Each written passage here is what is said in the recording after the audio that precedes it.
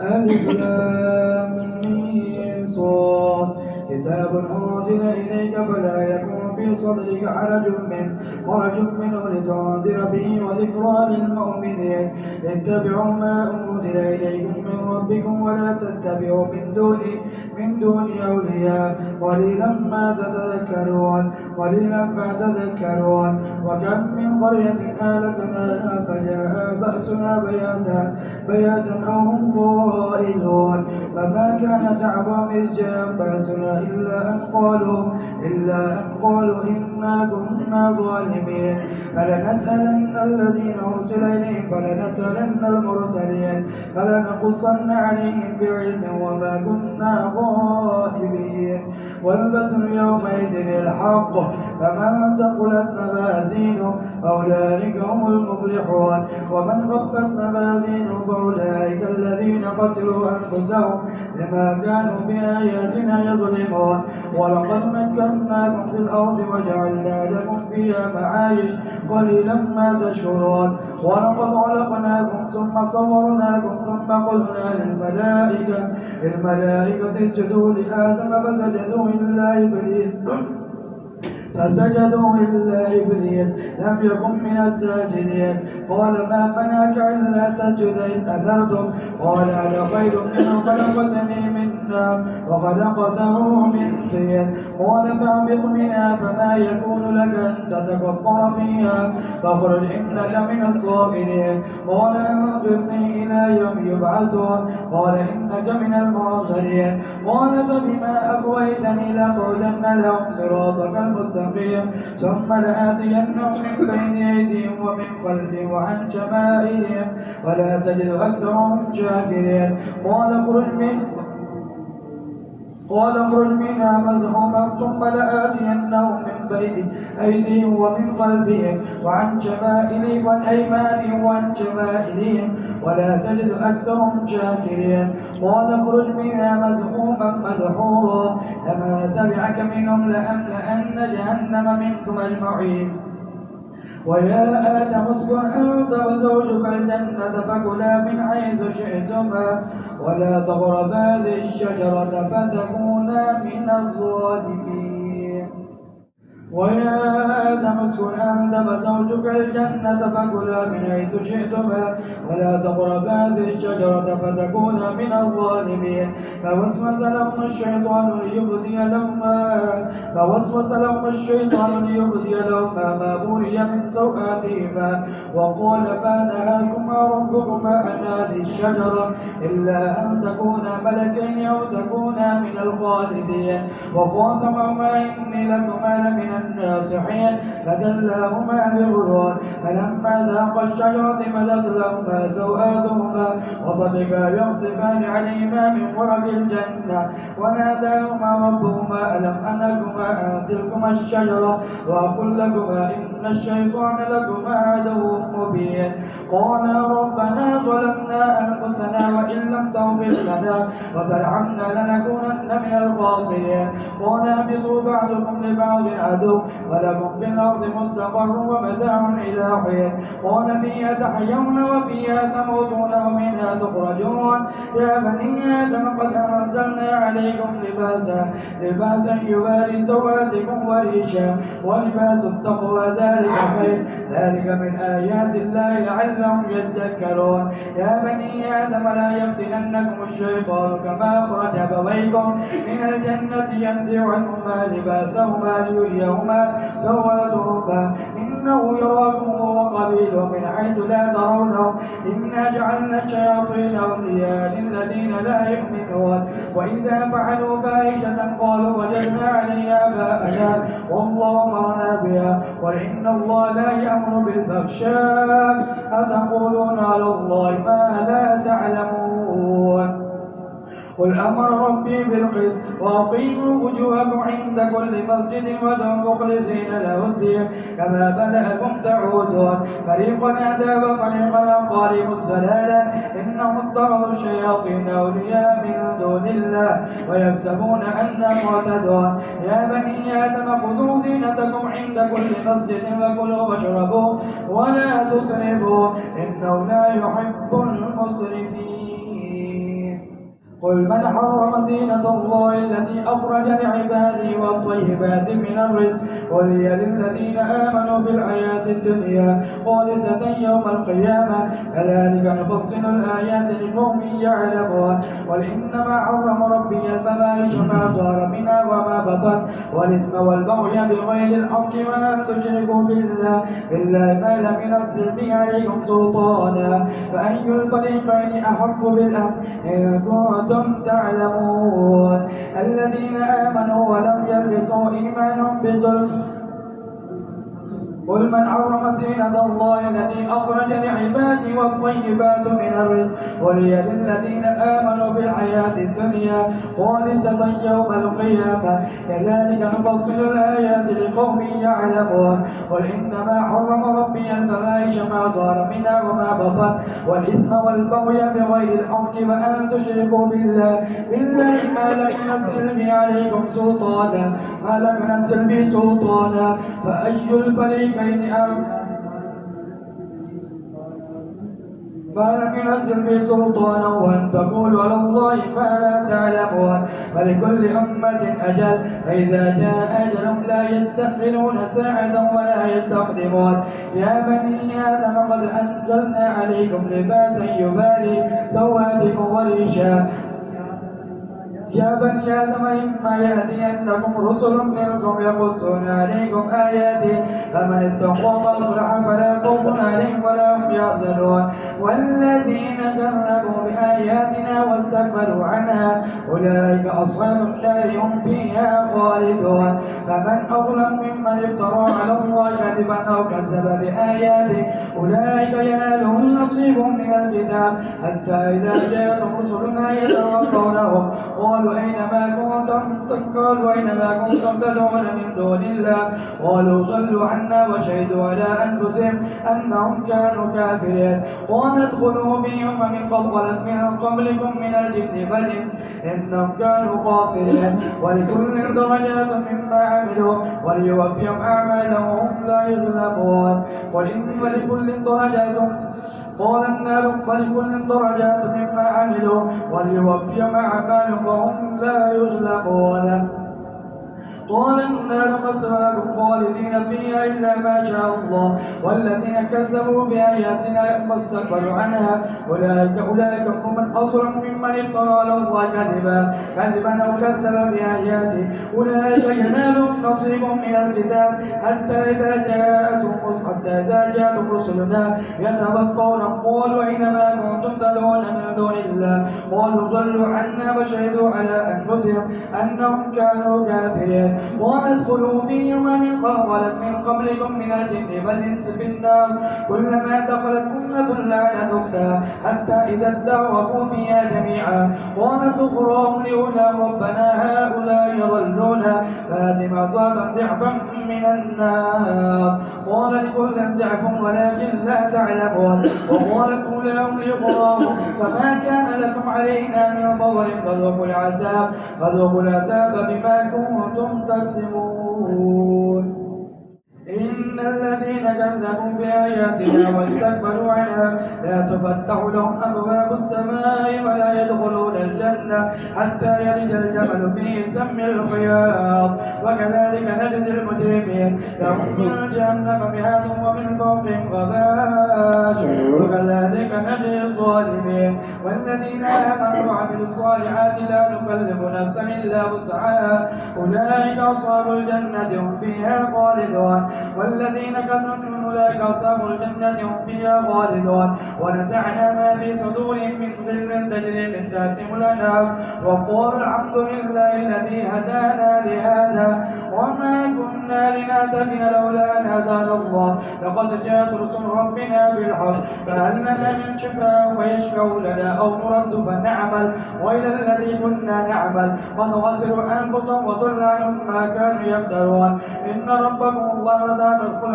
إن ربكم إن هدى الله والهدى إن ربكم الله الذي خلق السماوات والأرض في 6 أيام وما مس في 6 أيام ثم استوى على الأرض يغشي الليل النار يطلب وزيدا والشمس والقمر والنجوم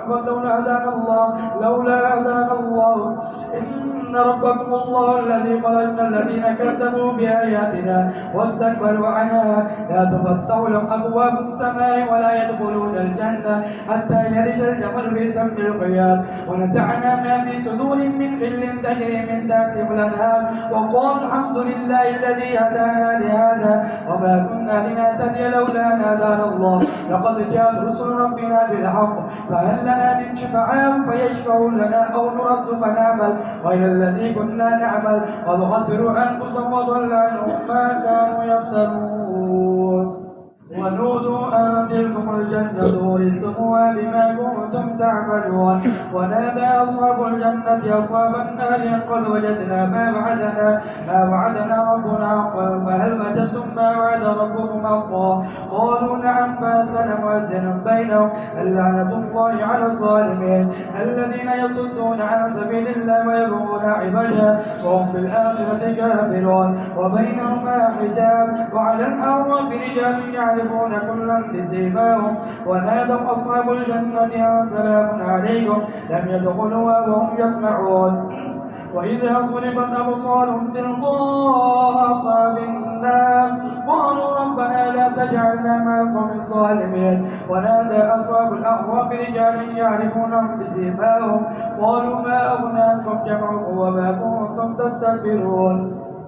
هؤلاء الذين قسمتم لا ينالهم الله برحمة ادخلوا الجنة لا خوف عليكم ولا أنتم تحزنون ونادى أصحاب النار أصحاب الجنة أن أفيزوا علينا من الماء يوم مما رزقكم الله قالوا إن الله حرمهما على الكافرين الذين اتخذوا دينهم لهوا ولعبا وغرتهم الحياة الدنيا اليوم ننساهم كما نسوا لقاء يوم هذا وما كانوا بآياتنا يجادون ولقد جئناهم بكتاب فصلنا ولا من هدى ورحمة لقوم يؤمنون هل ينظرون إلا تأويله يوم يأتي تأويله يقول الذين نسوه من قبل قد جاءت رسل ربنا بالحق فهل لنا من شفعاء فيشفعوا لنا أو نرد فنعمل غير الذي كنا نعمل قد خسروا أنفسهم وضل عنهم ما كانوا يفترون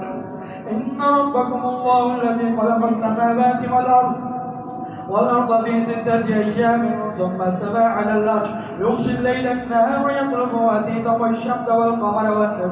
والنجوم مسخرات بأمره ذلكم الله ربكم له الملك لا إله إلا هو ألا له الخلق والأمر تبارك الله رب العالمين ادعوا ربكم تضرعا وخفيا لئن أنجانا من هذه لنكونن من الشاكرين قل إنا ننجيكم منها خذوا ربكم تضرعا وخفيا إنه لا يحب المعتدين ولا تفسدوا في الأرض بعد إصلاحها وادعوا خوفا وطمعا إن رحمة الله قريب من المحسنين وهو الذي يرسل الرياح بشرا بين يدي رحمته حتى إذا أقلت سحابا ثقالا سقناه لبلد ميت فأنزلنا به الماء فأخرجنا به من كل الثمرات كذلك نخرج الموتى لعلكم تذكرون والبلد الطيب يخرج نباته بإذن ربه والذي خبث لا يخرج إلا نكدا كذلك نصرف الآيات لقوم يشكرون لقد أرسلنا نوحا إلى قومه فقال يا قوم اعبدوا الله ما لكم من إله غيره إني أخاف عليكم عذاب يوم عظيم قال الملأ من قوم إنا لنراك في ضلال مبين قال يا قوم ليس بي ضلالة ولكني رسول من رب العالمين أبلغكم رسالات ربي وأنصح لكم وأعلم من الله ما لا تعلمون أو عجبتم أن جاءكم ذكر من ربكم على رجل منكم لينذركم ولتتقوا ولعلكم ترحمون فكذبوا فأنجينا والذين معه في الفلك وأغرقنا الذين كذبوا بآياتنا إنهم كانوا قوما عمين وإلى عاد أخاهم هودا قال يا قوم اعبدوا الله ما لكم من إله غيره أفلا تتقون قال الملأ الذين كفروا من قوم إنا لنراك في سفاهة وإنا لنظنك من الكاذبين قال يا قوم ليس بي سفاهة ولكني رسول من رب العالمين أبلغكم رسالات ربي وأنا لكم ناصح أمين أو عجبتم أن جاءكم ذكر من ربكم على رجل منكم لينذركم واذكروا إذ جعلكم خلفاء من بعد قوم نوح وزادكم في الخلق بسطة فاذكروا آلاء الله لعلكم تفلحون قالوا أجئتنا لنعبد الله وحده ونذر ما كان يعبد آباؤنا فأتنا بما تعدنا إن كنت من الصادقين قال قد بشر عليكم من ربكم رجس وغضب أتجادلونني في أسماء سميتموها أنتم وآباؤكم ما نزل الله بها من سلطان فاعتذروا إني معكم من المعتذرين فأنجينا والذين معه برحمة منا وقطعنا دابر الذين كذبوا بآياتنا وما كانوا مؤمنين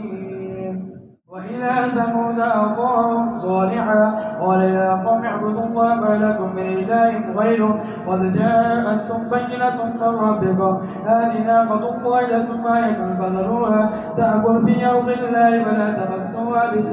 بسوء فيأخذكم عذاب أليم واذكروا إذ جعلكم خلفاء من بعد عاد وبواكم في الأرض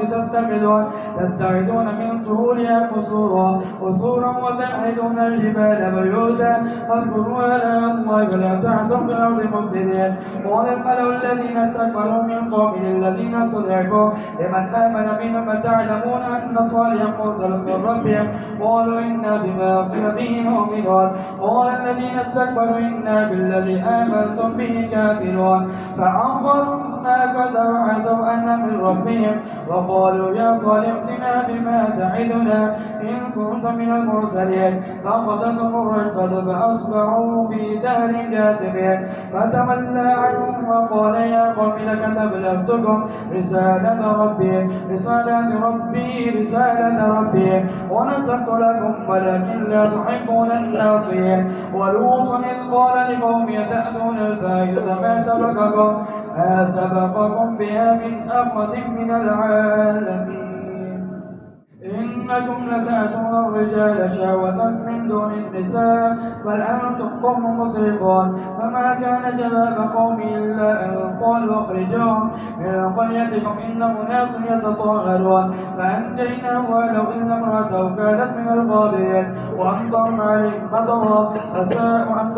مطرا فانظروا كيف كان عاقبة المجرمين وإلى مدين أخاهم شعيبا قال يا قوم اعبدوا الله ما لكم من إله غيره قد جاءتكم بينة من ربكم فأوفوا الكيل والميزان ولا تبخسوا الناس أشياءهم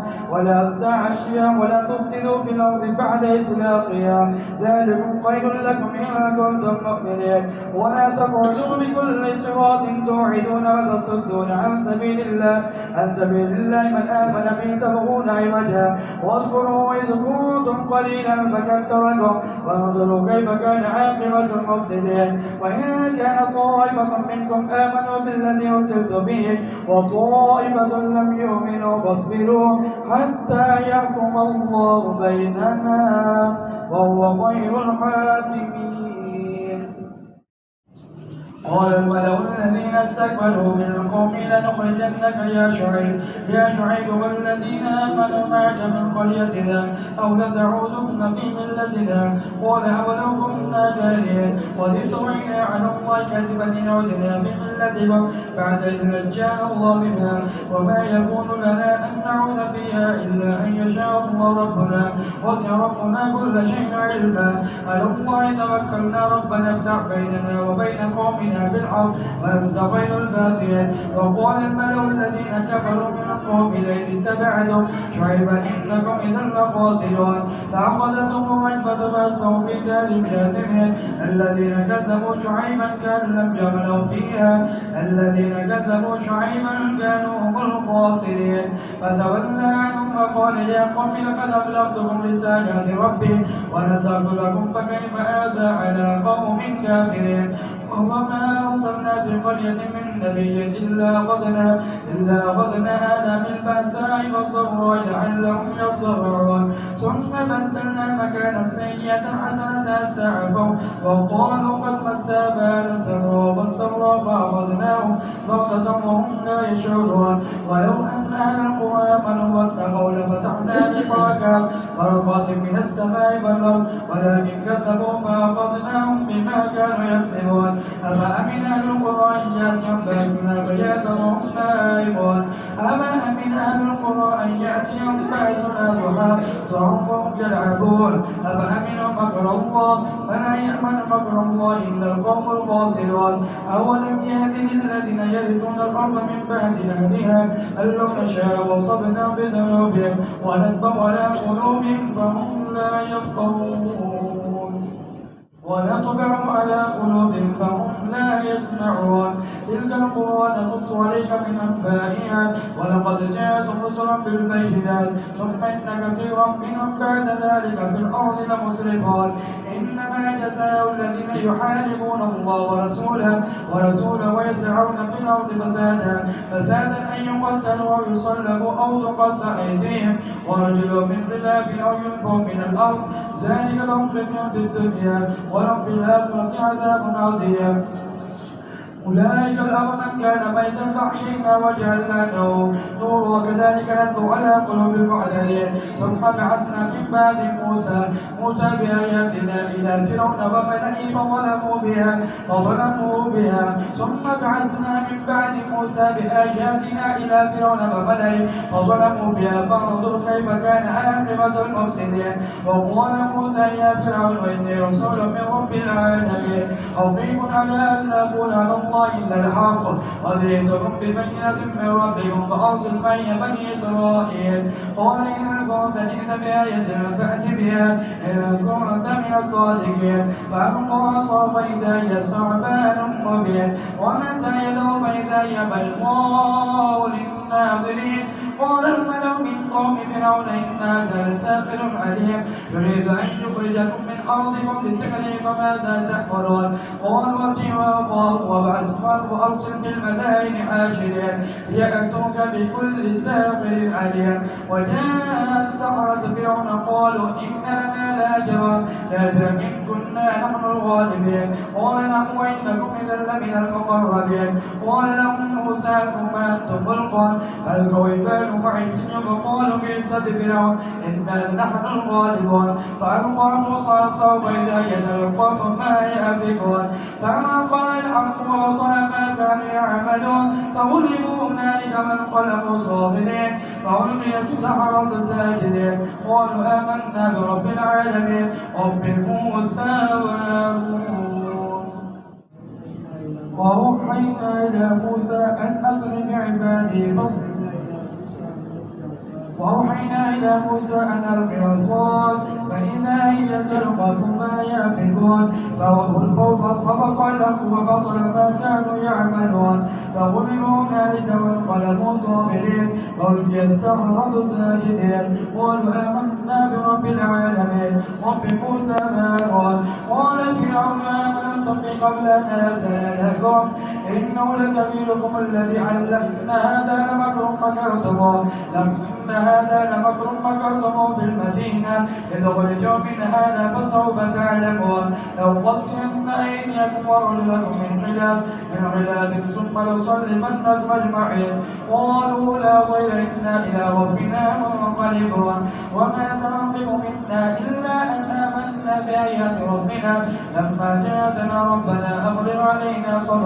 صبرا وتوفنا مسلمين وقال الملأ من قوم فرعون تذر موسى وقومه ليفسدوا في الأرض فيذر آلهتهم قال سنقتل أبناءهم ونستحيي نساءهم وإنا فوقهم قاهرون قال موسى قوم استعينوا بالله واصبروا إن الأرض لله يورثها من يشاء من عباده والعاقبة للمتقين قالوا أوتينا من قبل أن تأتينا ومن بعد ما جئتنا قال عسى ربكم أن يهلك عدوكم ويستخلفكم في الأرض فينظر كيف تعملون ولقد أخذنا آل فرعون بالسنين ونقص من الثمرات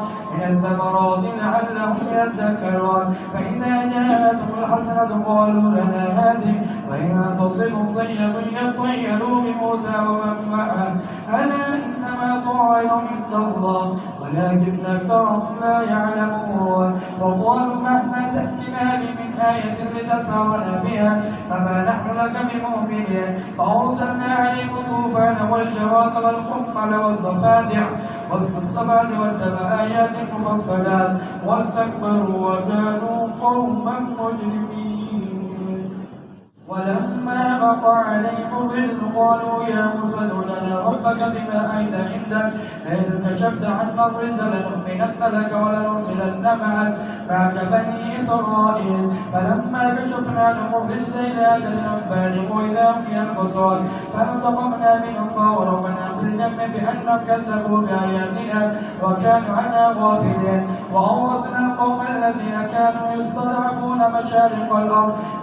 الأرض ومغاربها التي باركنا فيها وتمت كلمة ربك الحسنى على بني إسرائيل بما صبروا ودمرنا ما كان يصنع فرعون وقومه وما كانوا يعرشون. وجاوزنا ببني إسرائيل البحر فأتوا على قوم يعكفون على أصنام لهم قالوا يا موسى اجعل لنا إلها كما لهم آلهة قال إنكم قوم تجهلون. إن هؤلاء متبر ما هم فيه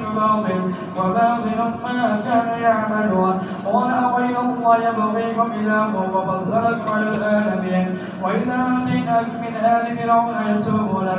يسومونكم سوء العذاب يقتلون أبناءكم ويستحيون نساءكم وفي ذلكم بلاء من ربكم عظيم. وبعدنا موسى 30 ليلة وأتممنا ب10 فتم ميقات ربي 40 ليلة. وقال موسى لأخيه هارون اخلفني في قومي وأصلح ولا تتبع سبيل المفسدين. ولما جاء موسى لميقاتنا فكلمه ربه قال رب أرني أنظر إليك قال لن تراني ولكن انظر إلى الجبل فإن استقر مكانه فسوف تراني. فلما تجلى ربه للجبل جعله دكا وقر موسى صعقا. فلما فاق قال سبحانك تبت إليك وأنا أول المؤمنين. قال يا موسى إني اصطفيتك على الناس برسالاتي وبكلامي فخذ ما آتيتك وكن من الشاكرين. وكتبنا له في الألباب من كل شيء موعظة وتفصيلا لكل شيء فخذها بقوة فأمر قومك يأخذوا بأحسنها سأريكم دار الفاسقين. سأصرف عن آياتي الذين يتكبرون في الأرض بغير الحق وإن يروا كل آية لا يؤمنوا بها وإن يروا سبيل الرشد لا يتخذوا سبيلا وإن يروا سبيل الغي يتخذوا سبيلا. ذلك بأنهم كذبوا بآياتنا وكانوا عنها غافلين. والذين كذبوا بآياتنا ولقاء الآخرة عبدت أعمالهم هل يجزون إلا ما كانوا يعملون. واتخذ قوم موسى من بعد من حليهم عجلا جسدا له خوار ألم يروا أنه لا يكلمهم ولا يهدي سبيلا اتخذوه وكانوا ظالمين. ولما سئل في أيديهم ورأوا أنهم قد ضلوا قالوا لئن لم يرحمنا ربنا ويغفر لنا لنكونن من الخاسرين. ولما رجع موسى إلى قوم غضبان أسفا قال بئس ما خلفتموني من بعدي أعجلتم أمر ربكم وألقى الألواح فأخذ برأس أخيه يجر إليه قال ابن أم إن القوم استضعفوني وكانوا يقتلونني فلا تشمت بي الأعداء ولا تجعلني مع القوم الظالمين. قال رب اغفر لي ولأخي وادخلنا برحمتك وأنت أرحم الراحمين. إن الذين اتخذوا العجل سينالهم غضب من ربهم وذلة في الحياة الدنيا وكذلك نجزي المفترين.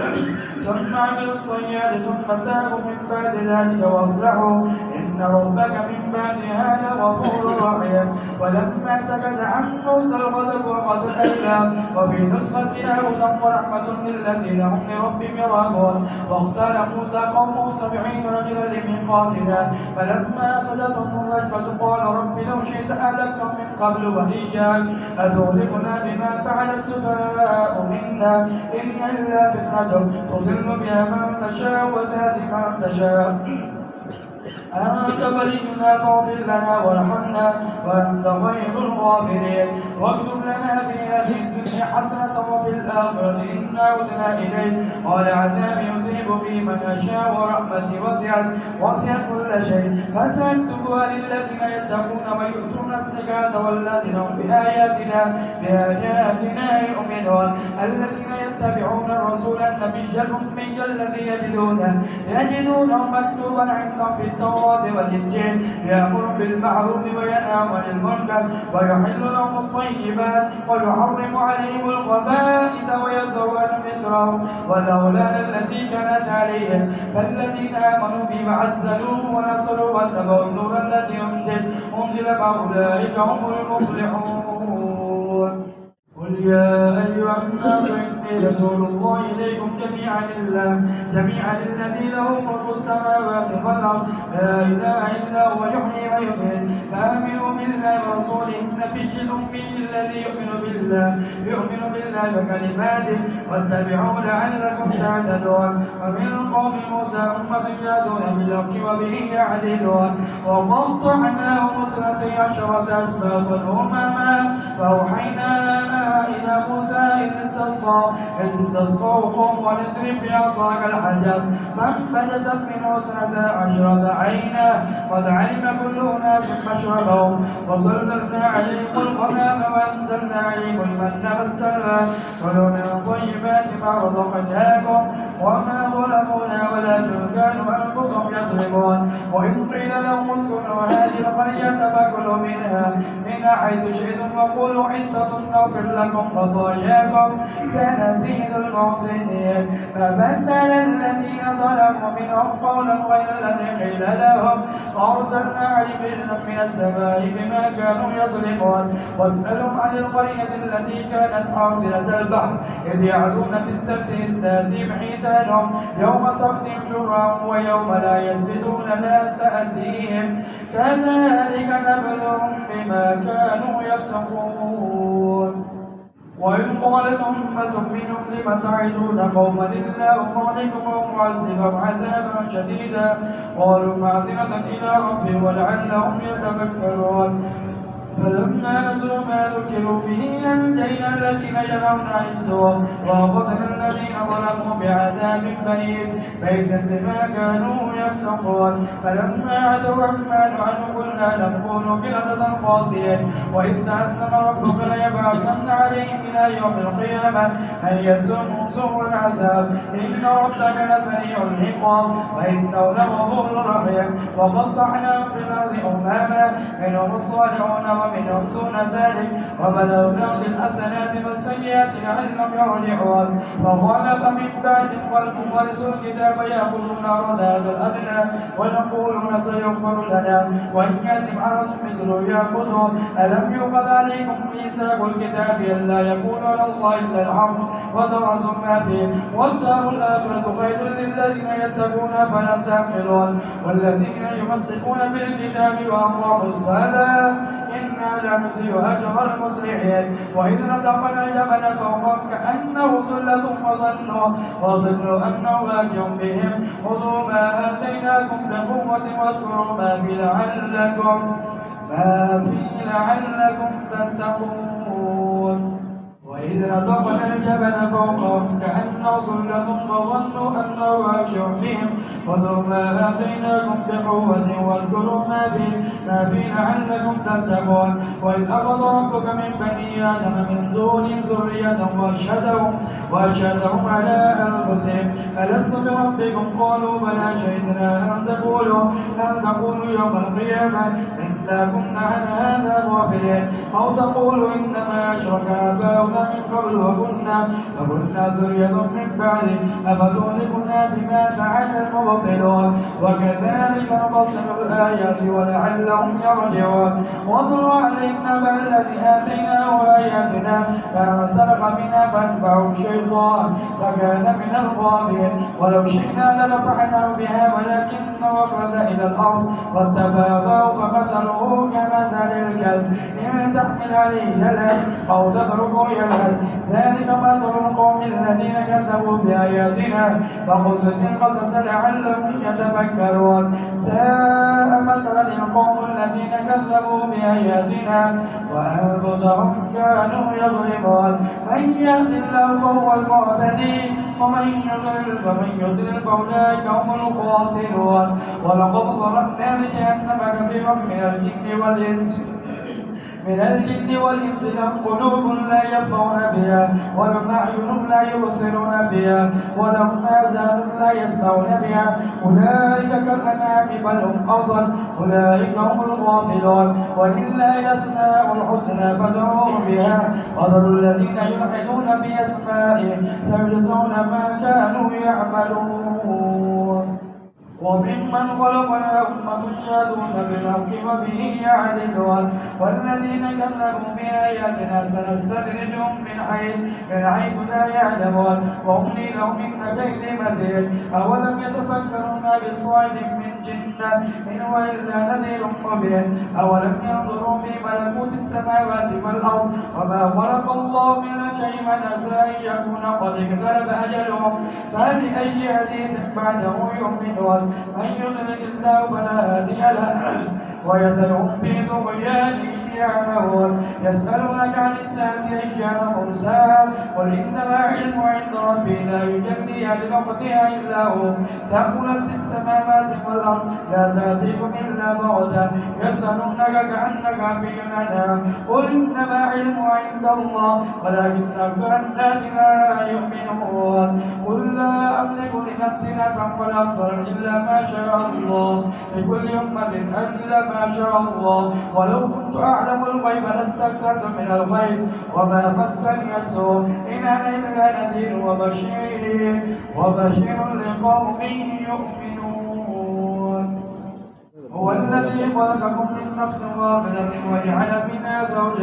زوجها ليسكن إليها فلما تغشاها حملت حملا خفيفا فمرت به فلما أثقلت دعوا الله ربهما لئن آتيتنا